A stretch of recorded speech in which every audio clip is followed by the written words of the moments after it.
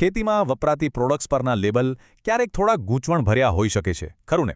તો આજે આપણે હ્યુમેલ 12 નામના એક ઉત્પાદનના લેબલને બરાબર ખોલીને જોવાના છીએ. આપણે સમજીશું કે આ બધા શબ્દો અને આંકડાઓનો અસલ મતલબ શું થાય છે. ચાલો ત્યારે શરૂ કરીએ.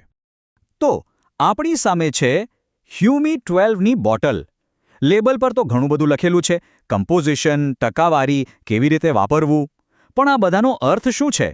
આખરે આ બોટલની અંદર એવું તો શું છે જે પાકને ખરેખર મદદ કરે છે? ચાલો એક પછી એક દરેક વિગતને ઊંડાણપૂર્વક સમજીએ. કોઈપણ પ્રોડક્ટને સમજવાની શરૂઆત ક્યાંથી કરવી જોઈએ? બિલકુલ સાચું, એની બનાવટથી.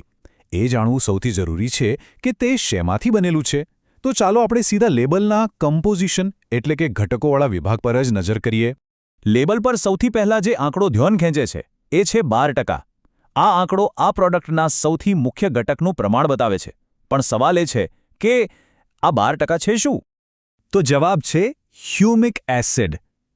આ 12% એટલે હ્યુમિક એસિડ આ એક કુદરતી ઓર્ગેનિક પદાર્થ છે જેનું મુખ્ય કામ છે છોડના સફેદ મૂળનો વિકાસ કરવો. અને આપણે સૌ જાણીએ છીએ કે કોઈપણ તંદુરસ્ત છોડનો પાયો તેના મજબૂત મૂળ જ હોય છે. ઓકે, હવે બીજો આંકડો જોઈએ. 6%. આ પણ કોઈ મહત્વનો ઘટક જ હોવો જોઈએ જે હ્યુમિક એસિડને એના કામમાં સાથ આપતો હોય. ચાલો જોઈએ કે આ શું છે. આ 6% છે ફુલ્વિક એસિડ. આ પણ એક ઓર્ગેનિક કમ્પાઉન્ડ છે. સમજો ને કે હ્યુમિક એસિડ અને ફુલ્વિક એસિડ બે પાક્કા દોસ્તો જેવા છે. બંને સાથે મળીને કામ કરે છે અને એ સુનિશ્ચિત કરે છે કે છોડ જમીનમાંથી પોષક તત્વોને સહેલાઈથી અને સારી રીતે ખેંચી શકે. અને હવે લિસ્ટમાં છેલ્લો આંકડો છે 3%. ભલે આ માત્રામાં ઓછું લાગે પણ છોડના પોષણમાં આ ઘટકનો ફાળો ઘણો મોટો છે. આ 3% છે K2O એટલે કે પોટેશિયમ ઓક્સાઇડ, જે છોડને પોટેશિયમ પૂરું પાડે છે. અને પોટેશિયમ તો છોડના મુખ્ય 3 પોષક તત્વોમાંથી એક છે.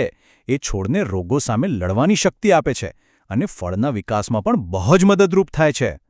સારું, તો હવે આપણે એ તો જાણી લીધું કે આ બોટલમાં શું છે. પણ અસલી સવાલ એ છે કે આ બધા ઘટકો ભેગા મળીને પાક માટે કરે છે શું?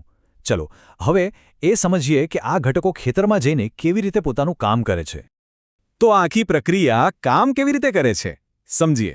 બહુ સરળ છે, ફક્ત 3 સ્ટેપમાં. પહેલું સ્ટેપ, હ્યુમિક અને ફુલ્વિક એસિડ મજબૂત સફેદ મૂળ બનાવે છે. બીજું સ્ટેપ, આ મજબૂત મૂળ જમીનમાંથી પોષક તત્વોને વધુ સારી રીતે ખેંચે છે, જાણે કોઈ પાવરફુલ પંપ હોય એમ.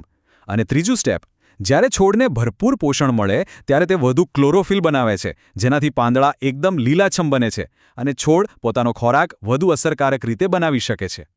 ઓકે, આ પ્રોડક્ટ કામ તો બહુ સરસ કરે છે, પણ કયા પાક પર આનો ઉપયોગ કરી શકાય? શું આ કોઈ ખાસ પાક માટે જ છે? લેબલ મુજબ જવાબ બહુ સીધો છે, બધા પાક માટે. ચલો એના પર આપેલા કેટલાક ઉદાહરણો પર એક નજર કરીએ. તો લિસ્ટમાં કપાસ જેવો રેસાવાળો પાક છે, મરચા જેવી શાકભાજી છે અને કેળા જેવા મીઠા ફળોનો પણ સમાવેશ થાય છે. અને વાત અહીં જ નથી અટકતી. આગળ શેરડી જેવા રોકડિયા પાક, ગુલાબ જેવા સુંદર ફૂલો અને આપણો મુખ્ય ખોરાક એવા ડાંગર એટલે કે ચોખા પણ છે. આ ખરેખર તેની વર્સેટિલિટી બતાવે છે. અને અંતે રોજબરોજ વપરાતી શાકભાજી જેમ કે બટાટા, ટામેટા, ડુંગળી અને પપૈયા જેવા ફળો પણ આ લિસ્ટમાં છે. આના પરથી સ્પષ્ટ થાય છે કે આ એક પ્રોડક્ટ કેટલા બધા અલગ અલગ પાક માટે ઉપયોગી થઈ શકે છે. ઘટકો સમજી લીધા, ફાયદા પણ જાણી લીધા, પણ હવે સૌથી અગત્યનો ભાગ આવે છે. આનો સાચી રીતે ઉપયોગ કેવી રીતે કરવો?